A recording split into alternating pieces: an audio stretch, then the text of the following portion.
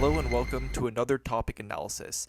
This topic will be for the Nationals LD topic, which is resolved in a democracy, a people ought to have the right to secede from their government. So, starting off with some definitions. Democracy is defined as a representative system of government elected through elected officials. And the second term of art in this resolution is the right to secede, which is a right to separate from their existing political community to delimit their own territory. Essentially, examples of this is during the 1800s when the southern side of the United States seceded from the Union for them to create their own political autonomy. And so the idea is that once there are individuals that feel as if they're getting oppressed or antagonized by the central governmental authority, then they would have the right to secede or separate themselves away from their government. So, now talking about some AF ground and AF contention ideas. The first contention is the idea of self determination. And so, the notion is that self determination is a human right. People should be able to determine what is best for themselves. And so, once a government is being abusive or when the checks and balances within the government are not functioning, that means that the people should have a say in what their futures and what their welfares are necessarily requiring. And so the idea is that once you guarantee people self determination, that would not only bolster democracy, but that would also ensure that there's preservation of people's rights. And that would be the biggest impact under your imaginary value criterion of preserving people's dignities. Because if you violate another person's right, that impact has infinite magnitude and a very high probability. So that would be sort of the biggest impact under your own framework mechanism, but that all changes if you read another type of framework. The second type of contention is the notion of governmental accountability. And so the idea is that the threat of secession, or the idea that people can secede whenever they want to because they have the right, can serve as a powerful check on governmental abuse. And so the idea is that if the government knows that the people can just separate themselves away from their country, and the government realizes that that would also probably hurt their own governance because a big chunk of their people are gone, that means that the government's always going to have this pressure to sort of do what is best for the people, and they would cater their own policies and their legislation based upon the democratic demands of the people. And this idea will be covered in the next slide. And so, yeah, so talking about the idea of using the right as a threat, there's going to be a lot of arguments on the negation, which will also be covered in the later slides about destabilization. And the argument that you would, as the affirmative would make, is that you would say secession would force governments to be less authoritarian because you don't have to secede in order for the governments to do better for the people. You just have to have a right to secede, and that would make a perception sort of idea that the government is going to be fearful because they don't know when the people would secede.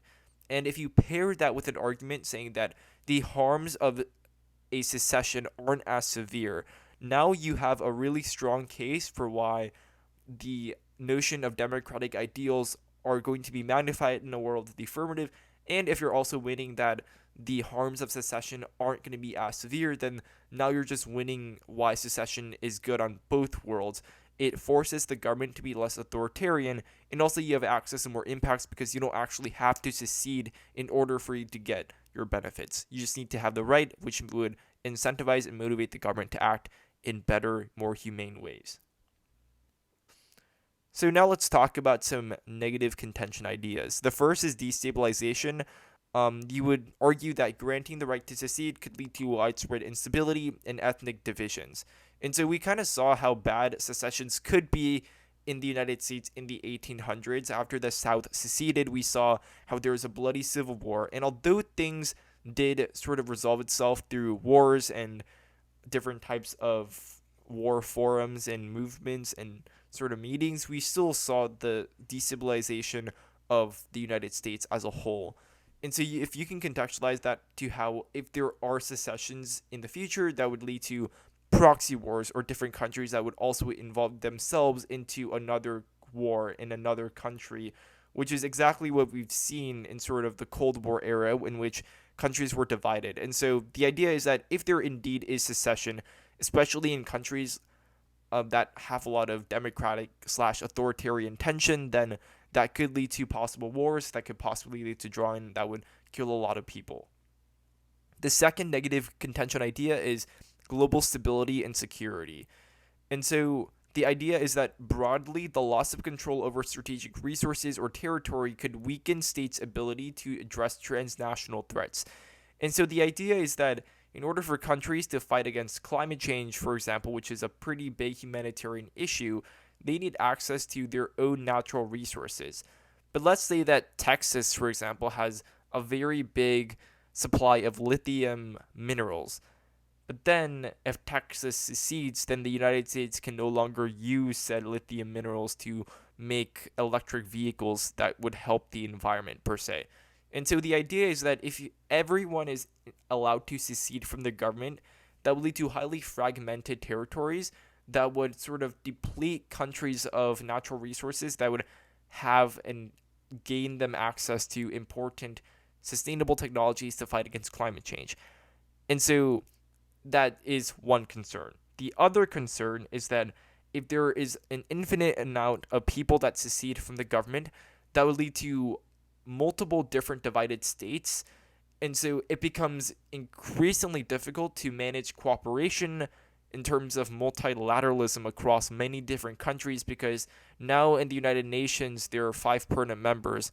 But in a world where there are so many different countries and independent sovereign territories that have seceded, now you have hundreds of countries and people that are wanting to get represented. That just makes the process even more harder for climate change agreements and different types of economical trade agreements. And so the idea is that if there indeed is a lot of secession, that would place a lot of pressure diplomatically and in terms of international cooperation.